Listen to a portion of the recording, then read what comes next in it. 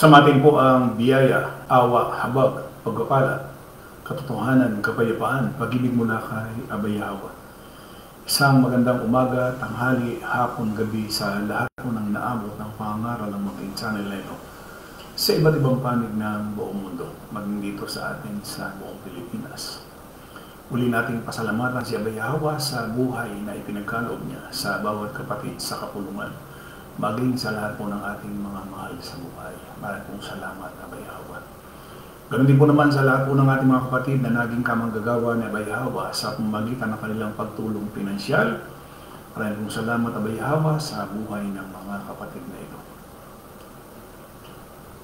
Ngayon po ay February 3, 2024, ganap na pong alas 4:51 ng hapon dito sa atin sa Pilipinas. Magandang hapon sa lahat po ng mga makakapanood dito po sa Facebook Live. Magandang hapon po sa inyong lahat.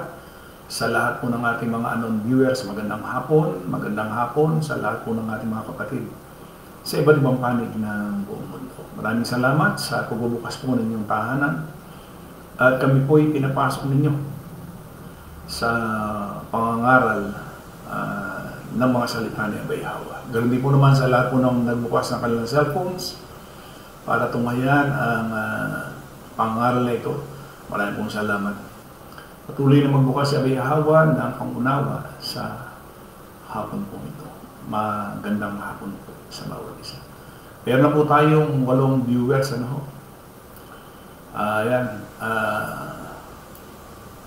Sister Gina Macar, Sister Maria Victoria, Sister Loren Paulan Fernandez, Brad Sam Rotoni, Sister Chris de la Crosquin, Brad Melchor Pasis, Brad Leonardo Corsiga. Yan, magandang hapon po sa inyong lahat. Sister Maria Victoria, maraming magandang hapon. At sa mga kapatid na nag-share po nitong ating Facebook Live, Sister Chris de la Crosquin, Brad Carlo Patanrol, Brad Sam Rotoni, Sister Maria Victoria, Brad Melchor Pasis, Sister Loren Paulan Fernandez. Ayan, ang nag-share po nitong ating live. Sino pa ho ba?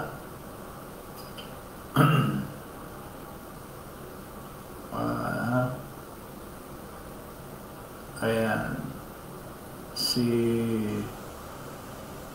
Ayun. Sister Rosalie Bandoho, magandang hapon. Nag-share din po dito po sa ating Facebook Live. Ayan. Rosalie Bandoho, kasama na po natin. Sister Cristina Juarez.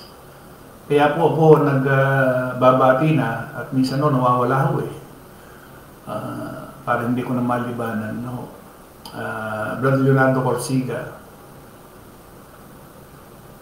Brad Sam Rotoni. So yun po, 10 viewers na, 14 ang komento, 8 ang reaction. Siyang ang nag-share nitong ating Facebook Live. Ayan. Sister Gina Macar, nag-share din po. So, magandang hapon po sa bawat isa. Ang paksa po natin ngayon na hinggil po doon sa kaunting kalaman sa kasulatan, Pilipos 1:23, ASND.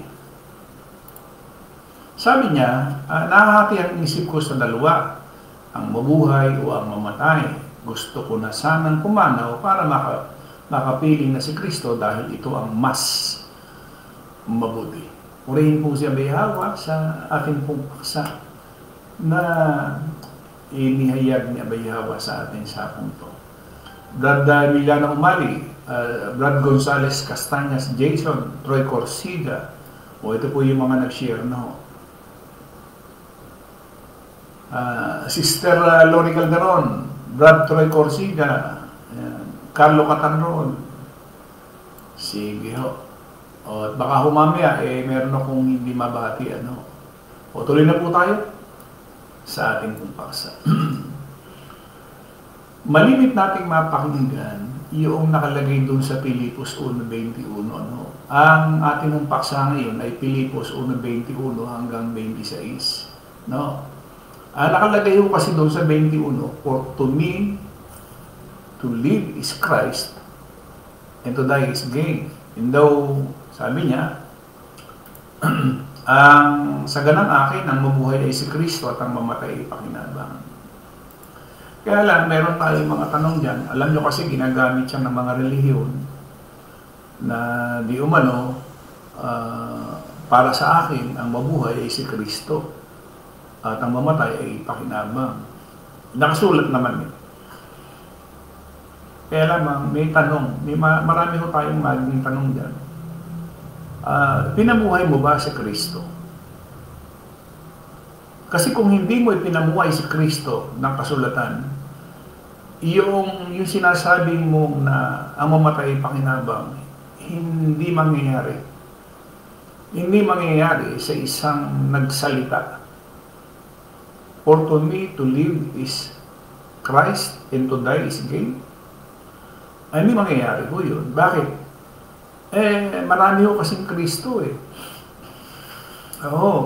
May Kristo ng Katoliko, may Kristo ng ADD, may Kristo ng INC, may Kristo ang Muslim, may Kristo ang Baptist, may Kristo ang Saksi ni Jehovah, may Kristo ang Seventh-day Adventist. Alin ba ron? Kaya pagka sinabi nila na ang mamatay pakinabang, baka false hope. Kasi ginagamit ho yun ng mga politiko, ginagamit ng mga pastor, ministro, pare, na yung daw mabuhay ay kay Kristo at ang mamatay pakinabang. Di ba? Tapos, sabi nga ho doon sa 22, ngunit kung ang mabuhay sa laman ng siyakong palad, ito'y maging mabungang pagpapagal na ewan ko kung anong aking pipiliin. 23. Sapagkat ako'y nagigipit sa magkabi-kabila, akong may nasang umalis at sumakay Kristo, sapagkat ito'y lalong mabuti. Mas mabuti raw na sumakay Kristo na. Alam niyo si Pablo ang nagsalita nito at alam natin na si Pablo ay maraming dinaanan. Napakaraming pagsubok ang dinaanan ni Pablo. Kaya kung magsalita man siya ng mga bagay na ito na atin pong pinag-aaralan at babasahin, worth it. Kumbaga, tama lang. Kasi kung isa kang halimbawa, isa kang mangangaral at isa kang ministro, isa kang pastor, isa kang pare, at sasabihin mo,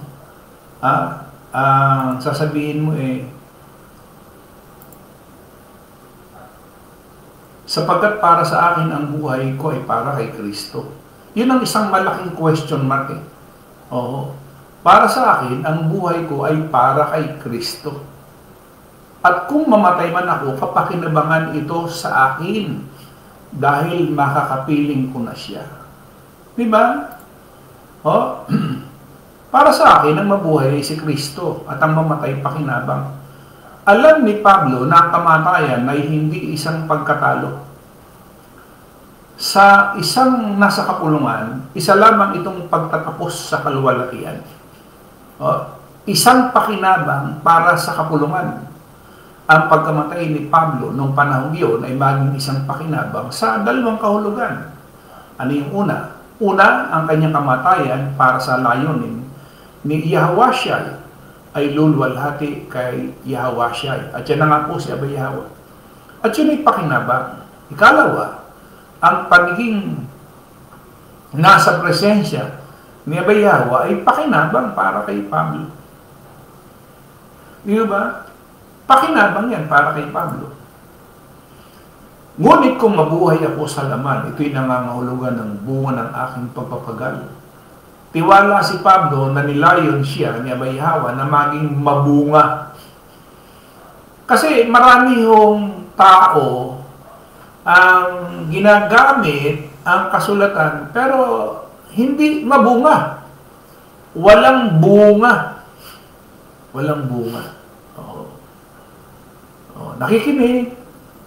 Nakikinig. And then, pag-araw ng, halimbawa, sabihin na natin ng live, andyan. Pero yung bang bunga, meron ba?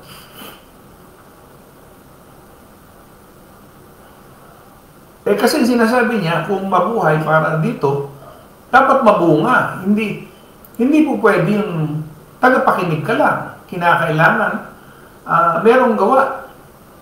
Walang alinlangan sa isip ni Pablo na ito'y plano ni Abay Hawa para sa kanya. Yung mabuhay dito. Ito ay magiging isang mabungang buhay. Marami mga pinatawag, sabihin natin na nasa kapulungan, hindi pa nakararating sa lugar kung saan may katiyakan na sila'y magbubunga para sa kaharian ni Abay Hawa sa kanilang buhay. Bakit to? Sabi niya, nahihirapan siya sa pagitan ng dalawa. Ano ba yung nahihirapan siya? Tingnan ninyo. Babasahin ko doon sa ASND. Sabi niya, sapagkat para sa akin ang buhay ko ay para kay Kristo. Tandaan niyo na, ang buhay ni Pablo ay para kay Kristo. Ito'y sinulat niya noong unang siglo. Para kay Kristo. Hindi yung Kristo ng mga reliyon, hindi Kristo ng Katoliko, hindi Kristo ng Adventista, hindi Kristo ng Saksi ni Jehovah, hindi Kristo ng anumang reliyon, hindi Kristo ng ADD, hindi Kristo ng Iglesia ni Kristo. Hindi yan.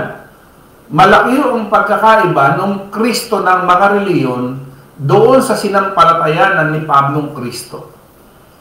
Kilala ni Pablo yung Kristong kanyang sinasampalatayanan. Iisa lang po yan. At sa kanyang mga sulat, andyan din yung sinasabi niya. Tungkol kung sino ba yung kanyang sinampalatayanan. Sabi niya, at kung mamatay man ako, kapakinabangan ito sa akin dahil makakapiling ko na siya. Kung patuloy naman ako mabubuhay, makagagawa pa ako ng mabubuting bagay.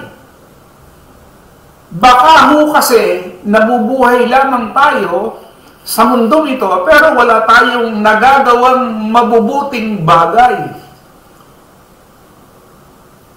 Useless. Wala rin. Wala saysay. Alam nyo, nakakatuwa ko doon sa isang kapatid. Galak na galak ko yung aking puso. Sabi ko, sana ganito yung mga kapatid. Alam niyo ba na ako'y galak na galak? Sabi nung kapatid, Brad, doon sa pinaplano na pagtitipon ninyo, sabihan mo lang ako, sabi niya. Kung kinakailangan ng pamasahe ng mga kapatid, willing ako, sabi niya.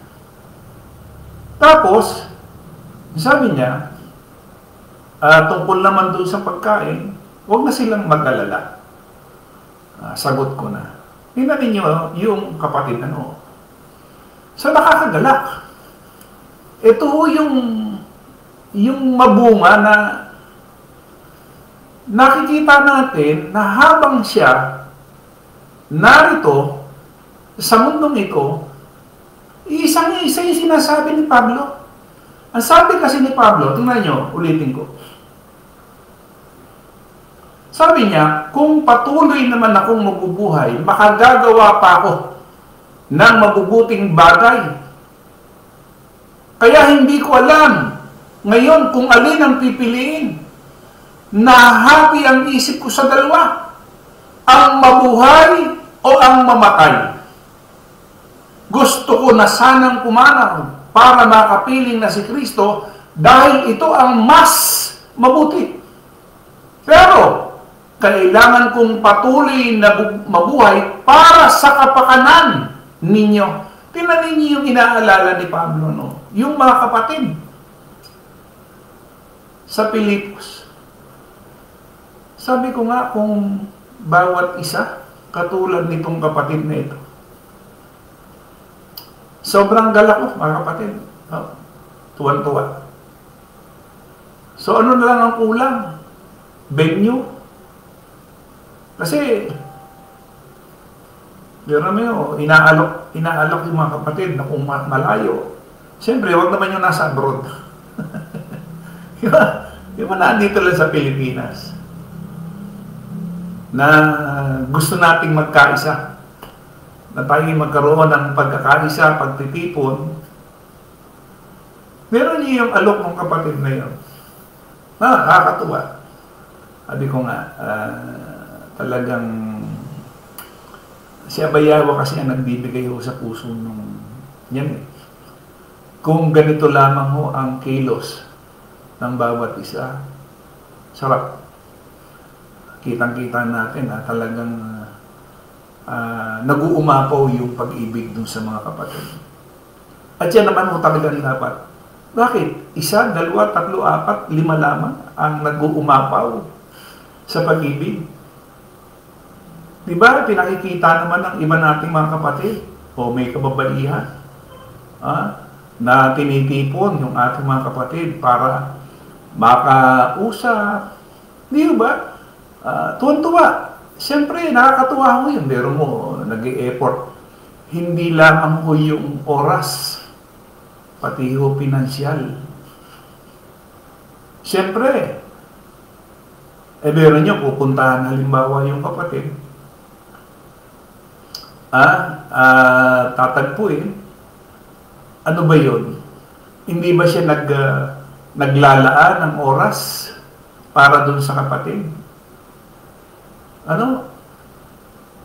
Para makasama lamang? Di ba? Siyempre, maggagasolina. Di ba? So, sana ito yung sinasabi ho. Ang sinasabi ni Pablo dyan, sabi niya, kung patuloy naman akong mabubuhay, makagagawa pa ako ng mabubuting bagay. Ito, mga kapatid, ito na yung panahon na makagawa tayo ng mabubuting bagay sa ating mga kapatid. Kaya madalas kong sabihin na yung oras ho kasi natin, hindi natin alam eh. Tingnan niyo yung nangyari halimbawa sa Corinto. Meron pangyayari ako sa Corinto na nagsalita si Pablo. Sabi ni Pablo, tingnan niyo, 6:1 ng pangalawang Corinto. Bilang mga katuwang sa gawain ng Diyos, tingnan niyo, nakikiusap kami sa inyo na huwag ninyong baliwalain ang biyaya ng Diyos na inyong natanggap. Sapagkat sinabi ng Diyos, dininig kita sa tamang panahon at tinulungan kita sa araw ng kaligtasan. Kaya makinig kayo. Ngayon na ang tamang panahon. Ngayon na ang araw ng kaligtasan. Hindi kami gumagawa ng kahit ano na ikatitisod ng ibang tao para hindi mapintasan ang paglilingkod namin sa Diyos. Sa lahat ng aming ginagawa, sinisikap namin ipakita na kami ay totoong mga lingkod ng Diyos. Tinitiis namin ng anumang hirap, pasakit at kagipitan. Nakaranas kami ng pambubugbog, pagkakakulong at panggugulo ng mga tao. Nagsikap kami ng husto at kung minsan wala pang tulog at wala ring pagkain. Pinatunayan namin sa lahat na kami mga tunay na lingkod ng Diyos sa pamamagitan ng aming malinis na pamumuhay, kaalaman, pagtitiyaga, kagandahang loob sa pamamagitan ng patnubay ng banal na Espiritu sa amin sa tapat na pag-ibig. 7. At panalita at sa pamamagitan ng kapangyarihan ng Diyos. Ang matuwid naming pamumuhay, ang aming sandata na panlaban at pananggalang sa kaaway.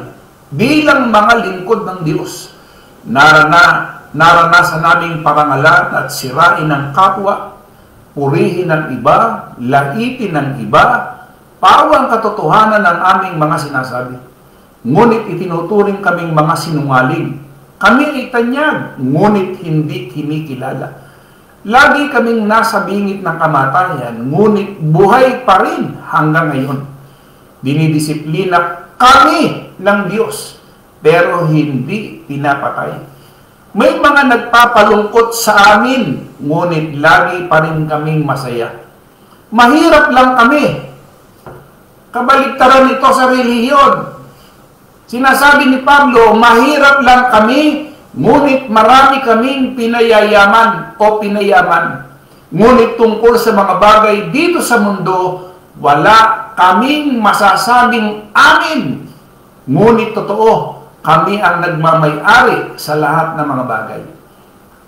Mga taga-Korinto, naging tapat kami sa aming pananalita sa inyo dahil mahal na mahal namin kayo. Hindi kami nagkulang sa pagmamahal sa inyo. Kayo ang nagkulang sa pagmamahal sa amin. Nakikiusap ako sa inyo tulad ng isang ama sa kanyang anak.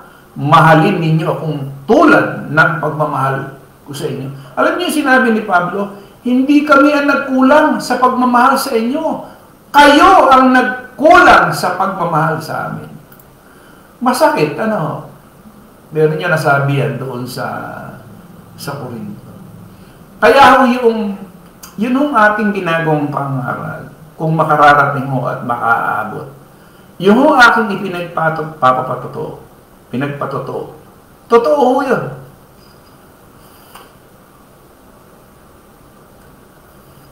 Inaabangan lang ng kapatid na sabihin ko kung anong petsa, anong araw, tayo magkakaroon ng isang pagtitipon.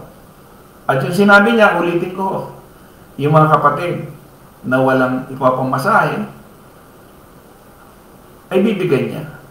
At yung kapatid naman, o yung sinasabing pagkain, ay huwag na natin problemahin.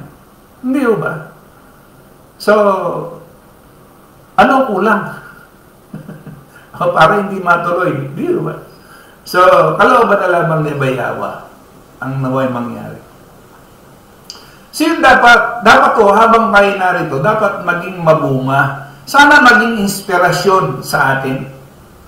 Maging inspirasyon sa atin yung naging patotoo ko tungkol sa sinasabi ng kapatid. Hindi ho siya napakayaman tao. O kapatid, hindi ho. Pero bakit ganon yung kanyang effort, yung kanyang pagmamahal sa kapatid? Dahilan mo ba kaya Bayhawa? Siyempre, nandun na yun eh. Di ba? Pero kung sabi nga natin, kung ganito kainit, lahat hindi lang isa, hindi lang dalawa, hindi lang tatlo. Nakikita naman natin yung iba eh, nag-e-effort na rin sila.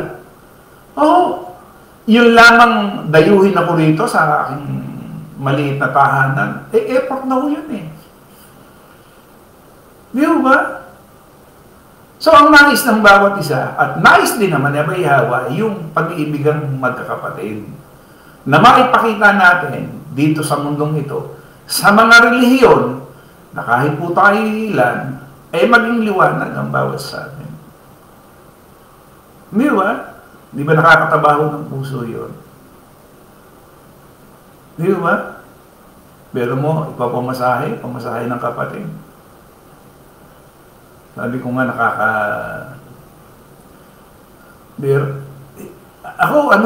sabi ko, nung yung text na yon, sabi ko, napakatindi ng ginawa ni Bayhawa sa kapatid. Pagkain, wala nang problema. Di ba mga kapatid? Pero kung lahat lamang, sabi ko nga ako, magkakaroon ng ganito, kitang-kita natin, yung sinasabi ni Pablo. Ano yun? Ang pagkakasabi ni Pablo, sabi niya, kung patuloy naman akong mabubuhay, makagagawa pa ako ng mabubuting bagay. Kaya hindi ko alam kung alin ang pipiliin ko. Nahahapi ang isip ko sa dalawa, ang mabuhay o mamatay. Gusto ko sanang pumanaw para makapiling na si Kristo. Dahil ito ang mas mabuti. Pero, kailangan kong patuloy na mabuhay para sa kapakanan ninyo, dahil dito natitiyak kong mabubuhay pa ako at nakakasama niyo pa para matulungan kayong lumago, maging maligaya sa pananampalataya, at kapag nakabalik na ako sa inyo, lalo pa kayong magkakaroon ng dahilan para purihin si Kristo. 27. Mamuhay kayo ng ayon sa magandang balita ni Kristo. Nang sa ganon, makadalo man ako sa inyo o hindi, mabalitaan kung nagkakaisa kayo at sama-samang naninindigan para sa pananampalatayang ayon sa magandang balita. Dapat bawat isa, hindi isa, dalawa, tatlo, apat, ilan lang tayong piraso. Ano? Kaya nga sinasabi ko nga kahapon, yun hong ating tenga, hindi yan nakalutang sa ating mukha. Nakadikit. Di ba? So, loobin po niya Bayawa. So, muli po, yung sinasabi ng kapatid, ayan, sinabi ko na ho. Kung may problema doon sa magiging pamasahe ng kapatid, sagot na niya.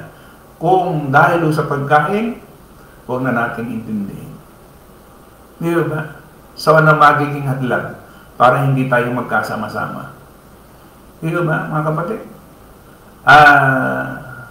Yung panahon, oras, araw na lang. Lobby po ni Bayaw, magkasama-sama po tayo. Magandang hapon sa lahat po ng ating mga nakapanood nitong pangangaral na ito. No? At sana maging inspirasyon sa atin yung ating kapatid na hindi ko papangalanan. Maging inspirasyon para sa bawat isa na sobrang laki ng kanyang naging partisipasyon at napakalaki ng puso. Kasi kung sarili lamang niya ang iisipin, bakit siya gagas ng ganong kalaki? Di ba? Bakit? Anong dahilan? Kasi ipinadaan naman niya na ipinamumuhay niya kung ano yung napakinggan. Di ba? Sana ho, lahat tayo maging ganito rin. At siyempre, nakakatuwa, tuwan-tuwa, nagagalak, at yung bunga ng espiritu ay nakita natin doon sa kapatid. Ano? Magandang hapon, Lisa Indenibli Corsiga, Sister Shirley Raverisa, Brad Emiliano Mali Jr., Sister Lolita Corsiga, Fortunato Juarez, Leonardo Corsiga, Brad Jesse Juarez, Brad Wilfredo Bedes, Sister Maria Victoria, Sister Elizabeth Dens, Sister Vivian Bando Humana, Edmundo Umali, Melchor Pasis, Rosly Bandoho. Ayan. O, sabi ni Sister Rosly Bandoho, wow, maganda yan, Brad. Anong pwedeng maitulong, Brad? Dito lang kami. Makikita ko natin, sarap. Ang sarap ng pakiramdam na may mga kapatid tayo ng ganito. Hindi natin sila pinotokahan. Kasi sa reliyon, pinotokahan nila eh. Si kapatid, 3 milyon. Si kapatid, 2 milyon. Sa atin, hindi eh. Udyok ni Abayahawa ang nangyayari. Tsaka wala ko tayong milyon. Wala ko. Talagang gano'n na. Ayun, sabi ko, ulitin ko yung sinabi ni Sister Rosly Bando. O, maganda yan, Brad. Anong pwedeng maitulong, Brad? Dito lang kami. Sama. Sister Juliet Umali.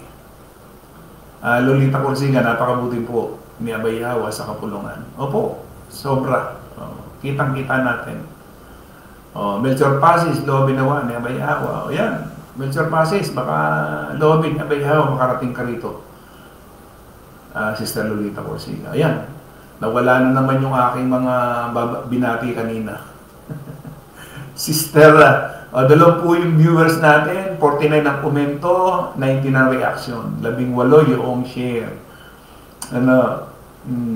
Leonardo Corsiga, Wilfredo Bedes, Sister Lolita Corsiga, Shirley Regarisa, Troy Corsiga, Jason Gonzales, Brad Emiliano Mali, Sister Gina Maca, Rosly Mando, Sister Chris de la Cruz Kim, Brad Carlo Catan, Sam Rotoni, Sister Maria Victoria, Brad Melchor Pasis, Loren Fernandez. So yun po. At sana ho aking nabanggit na lahat at nabati yung lahat. Sister Elizabeth Benz. Sino pa ba? Ayan. Sabi ni Brad Melchor Pasis, opo Brad, man, loobin po ni Bayawa. Ayan. Carlo Catangrol, kapurihan, pasalamatan ka po, Abay Hawa. Muli po, maraming pong salamat. At siyempre, tuwan-tuwa ho tayo na ibinabalita ko yung sinabi ng ating kapatid. No? So, pag-uusapan na lang natin kung kailan at saka yung venue. Ano, yan, yung lugar. No? So, sa iisang Diyos na ating tagapagligtas sa pangalan ni Abay Hawa, sumakanya nawa ang kalwalatian, ang karangalan, at ang paghahari, at ang kapangyarihan sa kauna-unahang panahon at ngayon at magpakailanman. Siya nawa. Muli po, maraming pong salamat. Sabi ni Sister Gina Macar, kung anong kalooban ni Abay Hawa po, Brad. Yan.